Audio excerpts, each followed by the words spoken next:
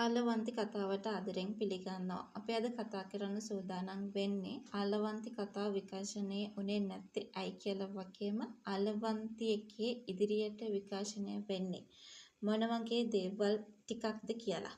ඉතින් අද දවසේදී විකාශනය වුණේ නැත්තේ කතාව සිරිත ටීවී ඔස්සේ සංගීතමය වැඩසටහනක් විකාශනය වීම හින්දා. ඉතින් අපි සඳට මේ කතාව බලන්න පුළුවන්. ඉතින් දැන් ඔයා දන්නවා වාසුලා බොහොම කේන්තියෙන් ඉන්නේ. වාසුලා තේමියත් එක්ක දකින තැනදී රණ්ඩු වෙනවා. ඒ වගේම තමයි දැන් සදේවගේ අම්මවයි තාත්තවයි ගෙදර නවත්ත ගන්න උපදෙස් දීපු හාදයටත් නිරන්තරයෙන්ම බනින්න කටයුතු කරලා තිබුණ කියන එක ගැන ඔයාට වගේම මටත් හොඳ අදහසක් තිබුණා. කොච්චර බනින්න කටයුතු කරලා තියනවද කියනවා නම් මේ හැම දෙයක්ම උනේ උඹ නිසා කියලා තමයි නිරන්තරයෙන්ම කතා කරන්න කටයුතු කළේ. හැබැයි දැන් වෙච්ච දේවල් ඉවරයි. හැබැයි මේ මිනිස්සෙම නැවත වතාවක් තේමියට ලොකු දෙයක් කතා කරන්න කටයුතු කළා. ඉතින් මෙයා කිව්ව එකම එක දෙයයි බොරුවට වාසුලාට අසනීපයි වගේ පෙන්වන්න කියලා. මොකද වාසුලා ගොඩාක් ආදරය කරනවනේ තේමියට. එතකොට මේ ආදරේ සම්පූර්ණයෙන්ම හිතට ධාරණය කරගෙන මේ හැමදේම අමතක කරලා දාලා ඉඳීවි තේමියට කරදරයක් වෙයි කියලා හිතලා. ඉතින් ඒ නිසා ඉදිරියට අසනීප තත්ත්වයන් උනන් පෙන්වන්නට ලොකු අවස්ථාවක් ලැබෙනවා කියන කතාව ගැන තමයි අද මම ඔයා එක්ක එකතු වෙලා කතා කරන්නට බලාපොරොත්තු වෙන්නේ. කොහොම හරි මේ විදියට යනකොට දැන් ඩිලාන්ට අයිති තැනක තමයි හිටියේ මෙතුලි. හැබැයි ඉදිරියට මෙතුව අහු වෙනවා ඒ තේමියගේ කෝලයන්ට.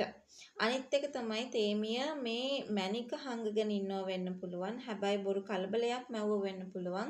මැනික නැති වුණා කියලා. එතකොට සදෙවිට වැරද්ද දාන්න පුළුවන්.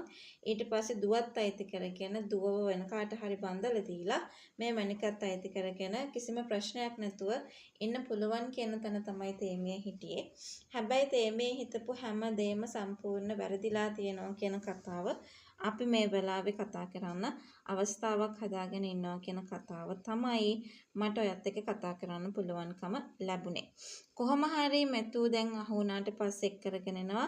ඊට පස්සේ මෙතුව ડોක්ටර් කෙනෙක් ළඟට පෙන්නන්න ඕනි කියන තැන තමයි ඉන්නේ. ඉතින් පොලිසියෙන් පවා ඒ ගැන අනිවාර්යෙන්ම කියනවා කියන කතාව අපි මතක් කරලා දෙන්නටත් උනන්දුවක් තියාගෙන ඉන්නවා කියලයි අද මම ඔයත් එක්ක එකතු වෙලා කතා කිරීමට බලාපොරොත්තු වෙන්නේ.